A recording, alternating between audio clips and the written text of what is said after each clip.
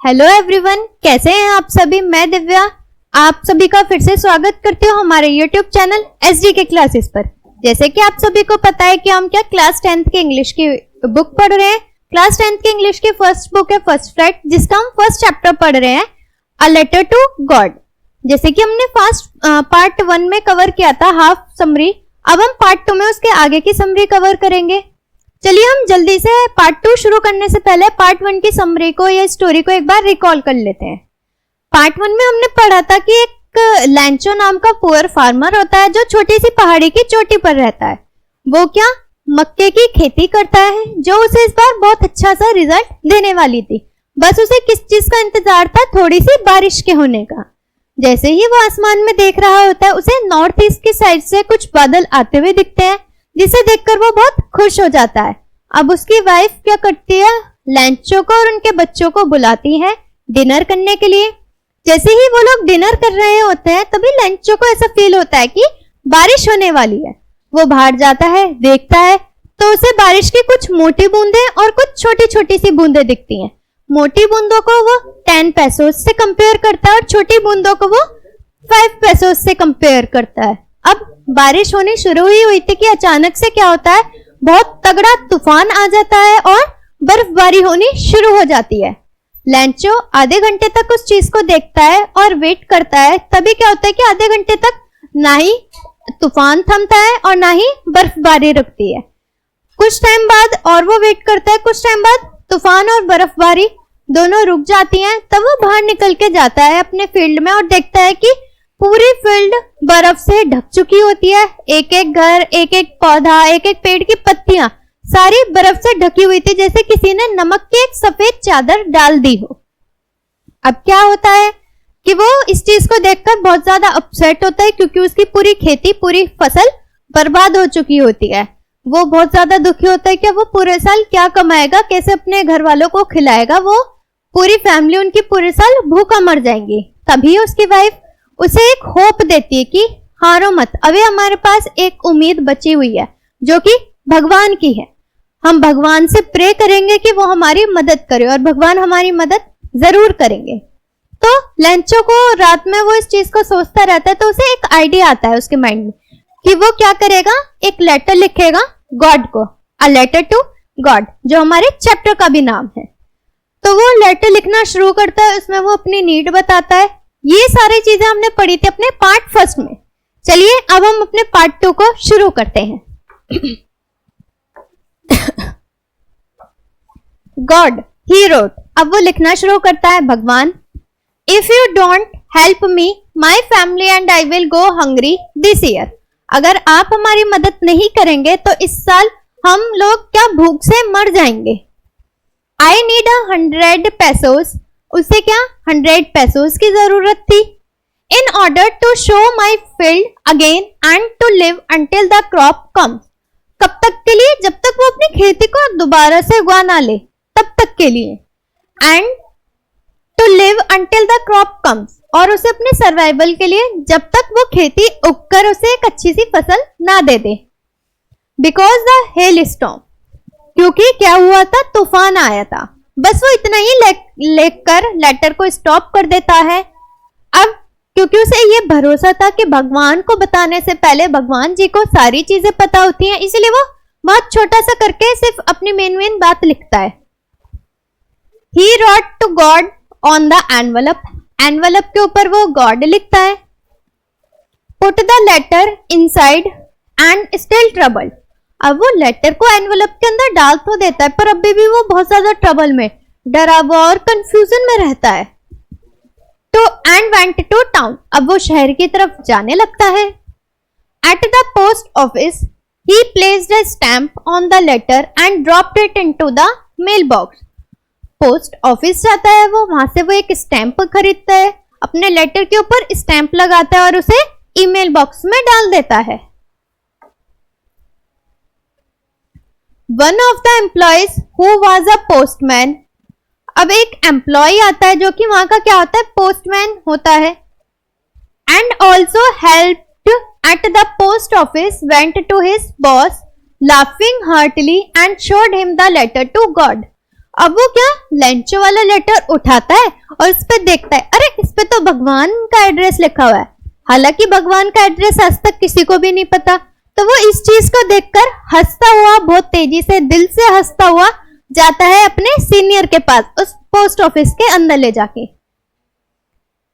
Never in his career as a postman had he know that address. उसके postman के पूरे career में उसे आज तक कभी भी ऐसा नहीं पता चला कि भगवान का क्या एड्रेस है। The post master, a fat amiable fellow. अब वो लेटर कहाँ जाता है? पोस्टमैन के थ्रू उसके सीनियर के पास जाता है। सीनियर कौन होता है हमारा? Post master. पोस्ट मास्टर कैसा होता है? बहुत मोटा सा, गोलू मोलू सा और खुश मिजाज का होता है। ऑल्सो ब्रोक आउट लाफिंग, वो भी उस चीज को देखकर हंसने लगा। But almost immediately he turn serious. अचानक ही वो एकदम हंसता हुआ था, खुश था, और अचानक ही वो क्या हो गया? सीरियस हो गया बहुत ज्यादा। Tapping the letter on his desk commented, what faith. वो क्या लेटर को देखता है, लेटर को अपने टेबल पे रखता है और कहता है, वाह क्या भरोसा है इसका भगवान पर। I wish I had the faith of the man who wrote this letter. वैसे मानता है कि काश मुझ में भी इतना भरोसा होता जितना उस पर्सन को भरोसा है भगवान पर जिसने वो लेटर लिखा है।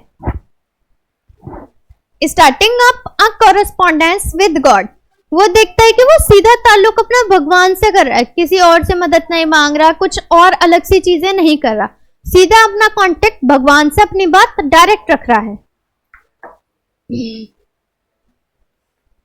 So in order not to shake the writer's faith in God, the postmaster came up with an idea. अब पोस्टमास्टर ने क्या सोचा, यार इस बंदे का तो यार बहुत ज्यादा भरोसा है भगवान पर, अब इस बंदे का हम भरोसा कैसे तोड़े भगवान के ऊपर से, उसका भरोसा नहीं डगमगाना चाहिए। तो उसके दिमाग में एक आइडिया आता है, आंसर द लेटर। और वो आइडिया क्या होता है? उस लेटर का आंसर करना। But when he opened it, it was evident that to answer it he needed something more than goodwill, ink and paper. अब वो लेटर को खोल के देखता है और पढ़ना शुरू करता है, तो उसे क्या दिखता है कि यार इसका आंसर तो मैं सोच रहा था कि कुछ गुडविल से या कुछ पेपर पे लिख के मैं रिप्लाई कर दूंगा, पर जब वो उस लेटर को पढ़ता है तो उसका पूरा माइंड ही चेंज हो जाता है, एक अलग ही चीज होने लगती है। But he stuck to his resolution, पर वो अपने रेजोल्यूशन मतलब जो उसने सोचा था कि वो उसकी हेल्प करेगा या उसे रिप्लाई करेगा, वो उस पर बना रहा। He asked for money from his employees, he himself gave part of his salary. वो क्या करता है, अपने साथ के एम्प्लॉइज से कुछ पैसे मांगता है, अपनी सैलरी से भी वो कुछ पैसों का कंट्रीब्यूशन करता है। And several friends of his were obliged to give something for an act of charity. जैसे ही उसके दोस्तों को भी पता चलता है कि वो क्या कर रहा है, चैरिटी करना शुरू कर रहा है, तो उसके दोस्त भी या जो आसपास के नेबर होते हैं वो भी क्या करने लग जाते हैं, उस चैरिटी में अपना कंट्रीब्यूशन करने लग जाते हैं। It was impossible for him to gather the 100 pesos. अब 100 पोजेस इकट्ठे करना बहुत ज्यादा मुश्किल था उन सब के लिए, वो मिलाकर भी उतने पैसों नहीं इकट्ठे कर पा रहे थे। So he was able to send the farmer only a little more than half, पर वो उस फार्मर के लिए क्या आधे से कुछ ज्यादा कलेक्ट करके उसे देने के लिए तैयार थे। He put the money in an envelope addressed to Lancho and with it a letter containing only a single word as a signature of God. वो क्या, जितने उनके पास आधे से ज्यादा पैसे थे वो उसे एक एनवलप के अंदर रखते हैं और क्या कर देते हैं, उस पे लैंचो का एड्रेस लिखते हैं और सिर्फ एक सिग्नेचर लिखते हैं, वो गॉड होता है। द फॉलोइंग संडे, जो अब आने वाला संडे था, एक संडे में उसने क्या था, लेटर को पोस्ट करा था, अगले ही जो आने वाला संडे था उस संडे की सुबह वो जल्दी आ जाता है। Usual to ask if there was a letter for him, और हमेशा की तरह वो आके पूछता है कि क्या कोई लेटर मेरे लिए आया है। उसका मतलब भगवान में इतना ज्यादा भरोसा था कि उसे ये लगा कि उसने जो लेटर भेजा है वो डायरेक्ट भगवान तक पहुंच जाएगा और भगवान उसका रिप्लाई जरूर करेंगे। It was the postman himself who handed the letter to him while the postmaster.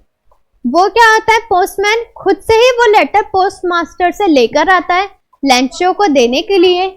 Experiencing और एक अलग सा अनुभव फील कर रहा होता है। The contentment of a man who has performed a good deed looked on from his office. उसने क्या किसी की मदद करी थी, वो इस चीज को फील करता है कि जब हम किसी की मदद करते हैं तो हमें कैसा फील होता है।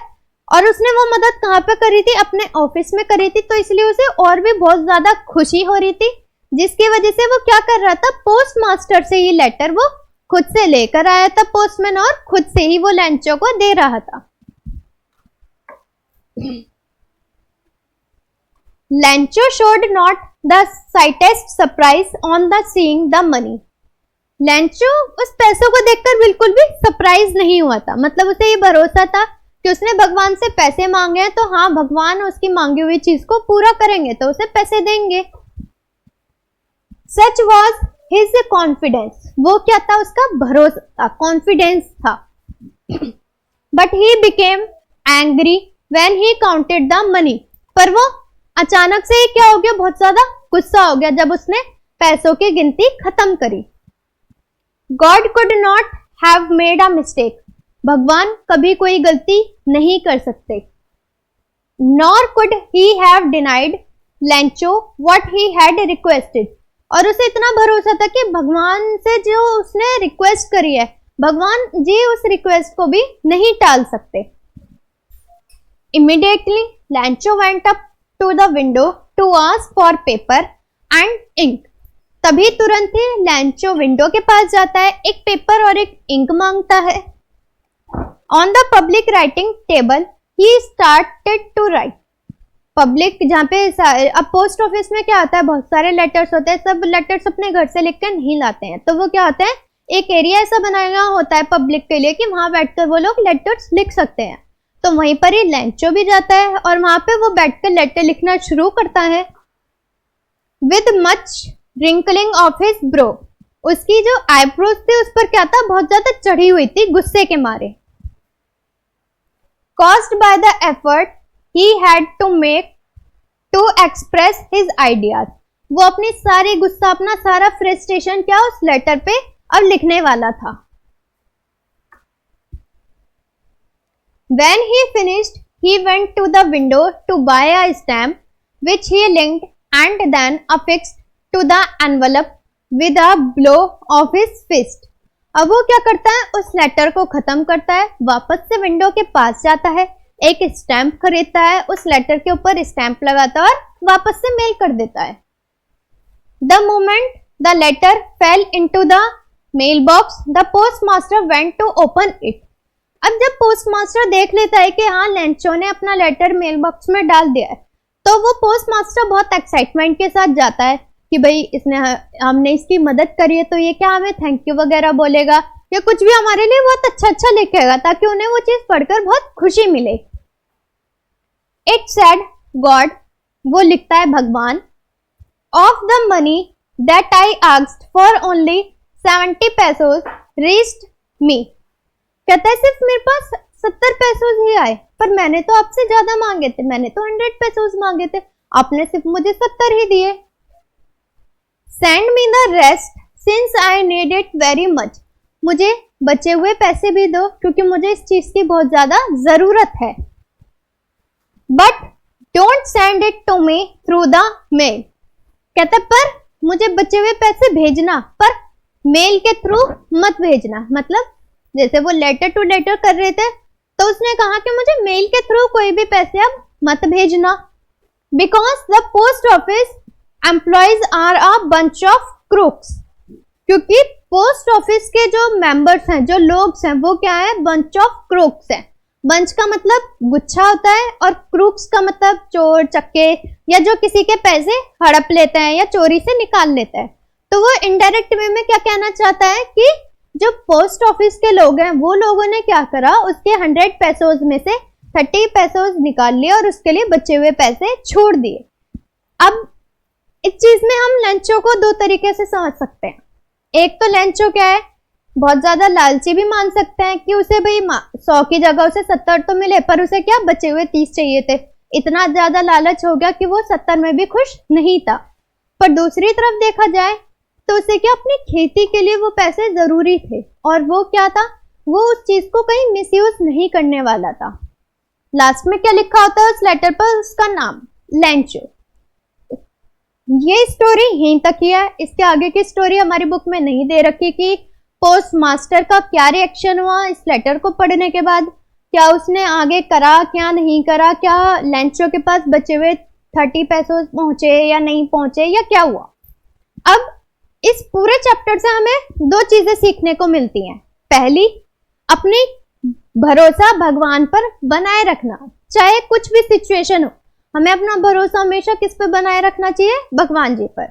दूसरा, हमें मोरल क्या मिलता है कि भाई अगर हम मदद कर रहे हैं किसी की, तो भाई सामने वाले से ये उम्मीद ना रखो कि वो हमारा एहसान मानेगा ही मानेगा, जैसा इस स्टोरी में भी हमने देखा।